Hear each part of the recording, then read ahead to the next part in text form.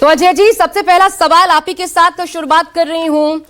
संविधान खतरे में या फिर खतरे में अपनी अपनी सियासत है, जिसके तहत केंद्र बिंदु में है संविधान। कम से कम बहस के दौरान दोनों धड़ों की तरफ से लोकसभा में यही देखने को मिला।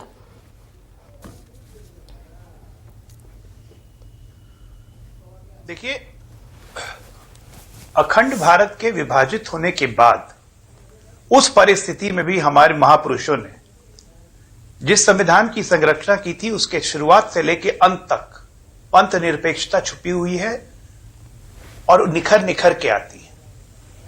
आप ये सोचिए कि ये वही संविधान है जिसमें प्रभु राम की मर्यादा और शिव के नटराज रूप की शक्ति को दर्शाया गया है, जिसकी छाया में हिंदू धर्म रहता है, हम रहते हैं, और जो ये सिखाता है कि हर धर्मों का सम्मान करना है, लेकिन किसी धर्म का तुष्टीकरण नहीं करना है। इस संविधान की बहस ने इतिहास के पन्नों की भी याद दिलाई। इस संविधान की बहस में वर्तमान में क्या हो रहा है कि जिन लोगों ने संविधान का लगातार कत्ल किया, वो आज संविधान की प्रतियां लेके घूम रहे हैं। जो प्रधानमंत्री ने इनकी धज्जियां उड़ाई हैं लाइन से एक एक करके, 2 घंटे 5 मिनट का भाषण, 1 घंटा 110 मिनट के भाषण में उन्होंने इतिहास को इतने अच्छे से वर्णन किया कि सबको याद आ जाएगा। शर्म आएगी कि संविधान लेके क्यों घूमते हैं।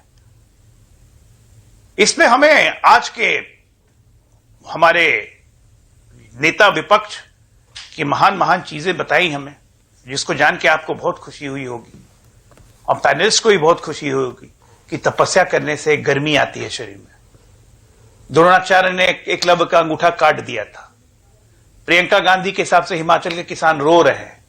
अच्छी अच्छी बातें निकल के आई भाई, ज्ञानवर्धन हुआ है इस पूरी चर्चा से। लेकिन संविधान का कत्ल कब कब और कैसे कैसे हुआ, वो तो एक झलक आप भी दिखा रही है संशोधन के हिसाब से। लेकिन जरा संशोधन में यह भी बता दीजिए कि हमने जो संशोधन किए वो राष्ट्रहित में संशोधन थे। इनके जितने संशोधन हुए वो सिर्फ एक वर्ग के हित में थे, जिसको हम तुष्टीकरण का संशोधन कहते हैं। चाहे वो 41वां अमेंडमेंट हो, चाहे 42वां अमेंडमेंट हो, चाहे वो शाहबानो का केस हो, चाहे सुप्रीम कोर्ट के जजेस को बदलने का केस हो, जजेस के जजमेंट को बदलने का केस हो, पलटने का केस हो। 2012 में, अरे और तो और छोड़ दीजिए, 2012 में दंगाई निरोधक कानून जो ला रहे थे, जो तमाम अपोजिशन के कारण हो नहीं पाया। अगर वो कानून बन जाता ना आशा जी, और कहीं दंगे होते तो सारे हिंदू जेल के अंदर रहते, और दंगों की सुनवाई भी मुसलमान जज ही कर रहा होता। ऐसे ऐसे संविधान की इनकी परिकाष्ठा थी, जिन्होंने लगातार संविधान की हत्या की। मुझे आश्चर्य लग रहा था, शर्म भी आ रही थी कि संसद की मर्यादा गिर रही है कि जिन्होंने संविधान की इतनी बार हत्या की, जो प्रधानमंत्री ने कहा कि इनके मुंह खून लग गया है। ये तो बताइए अजय आलोक जी, ठीक है, संविधान की हत्या हुई है, तमाम संशोधन जो इन्होंने एक तरीके से मुंह में खून लग गया, आप कह रहे इतने कठिन शब्दों का इस्तेमाल प्रधानमंत्री ने किया, आपने क्या किया? सवाल ये भी तो है, विपक्ष के नाते आप तो बैठे रहे, 60 साल का कार्यकाल प्रधानमंत्री ने गिनवा दिया, आपने क्या किया? आज की डेट में अगर आप कुछ ऐसा करते हैं, सीधा प्रधानमंत्री, विपक्ष तो सीधा कोर्ट का रुख कर लेता है। आपने कितने मसलों पर इनको घेरने के बजाय कोर्ट का भी रुख किया या फिर पलटने पर मजबूर किया? कोई पलटने पे मजबूर नहीं किया। हमने क्या किया? हमने धारा 370 हटाया संशोधन करके, हमने 35A हटाया संशोधन करके, हम जीएसटी लेके आए संशोधन करके, हम लाएंगे वक्फ बिल, पहले भी कह रहे थे, आज भी कह रहे हैं, हम वक्फ बोर्ड का बिल लाएंगे संशोधन करके, 1 नेशन 1 इलेक्शन का बिल हम देने जा रहे हैं। हमने ये किया। हमने इस देश के आधारभूत, हमने संविधान की इच्छाओं के अनुरूप, एक पंथ निरपेक्ष राष्ट्र की इच्छा के अनुरूप काम किया है। एक धर्म विशेष राष्ट्र के रूप में संविधान का उपयोग हमने नहीं किया, जो इन लोगों ने किया 65 साल तक। ये प्रधानमंत्री बता रहे थे। पंथ निरपेक्षता की राह पर संविधान की सही मायनों में इज्जत करके हम चले हैं पिछले 10 वर्षों में भी, और जब अटल बिहारी वाजपेयी थे तब भी। एक इंस्टेंस बता दीजिए, मैं तो गिना रहा हूं लगातार, 1951 से लेकर अभी तक में हिंदू कोड बिल एक्ट समाप्त किया, उसके बाद आप मंदिर एक्ट खत्म किया, उसके बाद आपने प्लेसेस ऑफ वर्शिप एक्ट लागू किए। कौन सी संविधान की बहुत गरिमा रखते हुए काम था? शाहबानो केस कौन से संविधान की गरिमा का केस था? 41 अमेंडमेंट, 42nd अमेंडमेंट कौन से संविधान की गरिमा का केस था? इन्होंने लगातार संविधान की हत्या की। मैं तो कह रहा हूं कि पिछले 10 वर्षों में हमने जो किया वो तो इतिहास बदलने वाला काम है। ठीक है, यानी देश को मैं बता दूं आपके माध्यम से कि जो गलतियां हुई उसको ठीक करने का और जो नहीं किया गया उसे भी आगे ले जाने का काम आपकी सरकार कर रही है। लेकिन मैं चाहती हूं जरा, आज कांग्रेस के प्रवक्ता भी मेरे साथ बैठे हुए हैं, आप भी वहां पर हैं, एक बड़ी महत्वपूर्ण चीज जो बार बार उठती है, जिस पर शायद चर्चा बहुत ज्यादा होती नहीं, राहुल गांधी ने सदन के भीतर भी कहा, आप जरा उसको क्लियरली आज जरा परिभाषित कीजिए क्या है। राहुल गांधी ने कहा देश मनुस्मृति से चलाया जा रहा है। सदन के भीतर राहुल गांधी ये कह रहे हैं कि देश मनुस्मृति से चलाया जा रहा है, संविधान से नहीं। मैं चाहती हूं आप जरा ये आप आज देश को क्लियरली बताएं कि मनुस्मृति आपके निगाह में क्या है, और जब राहुल गांधी ऐसे आरोप लगाते हैं तो उस पर आपका टेक क्या है? बीजेपी उसको लेकर के क्या सोचती है, इन आरोपों को? देखिए, सबसे पहली बात है कि रामचरितमानस, गीता हम लोग घर में रखते हैं।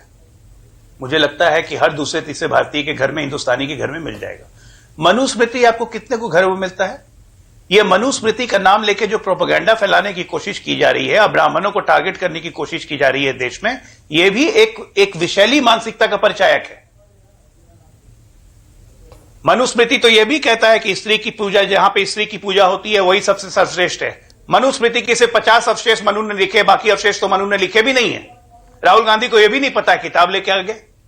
मनुस्मृति से यह देश चल रहा था। मनुस्मृति से अगर यह देश चलता तो क्या कश्मीर को हम अपने अंदर में ले पाते? धारा 370 खत्म करते हम। मनुस्मृति से देश चल रहा है। राहुल गांधी और कुछ नहीं, ये हेट कैंपेन जो चलाते हैं ना, यही हेट कैंपेन इस देश के विभाजन का कारण बनता है। ये उनकी जहरीली सोच है।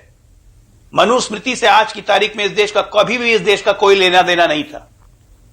इस देश के मैंने कहा ना कि एक अखंड भारत के विभाजन के होने के बाद हमारे महापुरुषों ने उस विषम परिस्थिति में, जब लगातार लाखों लोग दंगे में मारे गए थे, तब इस संविधान की प्रस्तावना रखी गई थी 1939 में। तो इसे आप नकारेंगे कि इमरजेंसी, ये जो कांग्रेस कहती है कि सावरकर ने कहा मनुस्मृति संविधान से बड़ी है, आरएसएस ने मनुस्मृति को संविधान से बेहतर बताया, भैया आप सावरकर को नकार दीजिए आप सीधा सीधा। आशा जी ऐसा है कि सावरकर के बारे में राहुल गांधी को जरा इंदिरा गांधी से जाके सीख लेनी चाहिए। जो इंदिरा गांधी ने चिट्ठी में लिखा था कि the most remarkable man of India in the freedom history of India, अपनी दादी से सीख ले लेना सावरकर के बारे में। सावरकर से इससे भी ज्यादा सीख लेनी है तो जाके महाराष्ट्र में उद्धव ठाकरे से सीख ले सावरकर के। कौन सा सावरकर? एक फैशन बना लिया क्या कि आप सावरकर को गाली देंगे तो लोग आपको पसंद करेंगे? कोई नहीं पसंद करेगा। इस देश की शान है सावरकर, आन है सावरकर। इस देश के हर युवा में सर उसको अपने आप को सावरकर दिखता है, क्योंकि वो भारत के लिए खड़ा होता है। नहीं तो वो अगर राहुल गांधी ये जो काम कर रहे हैं, अगर ये कह रहे हैं और कांग्रेस से सपोर्ट एक बार नहीं, पहले भी मार चुके हैं कि गलत कहा सावरकर ने, मनुस्मृति संविधान से बड़ा है, ऐसा नहीं है, कभी कहा नहीं। आप ये कह दीजिए अगर ये कोर्ट गलत करती है कांग्रेस तो आज। बिल्कुल नहीं कहा, बिल्कुल नहीं कहा।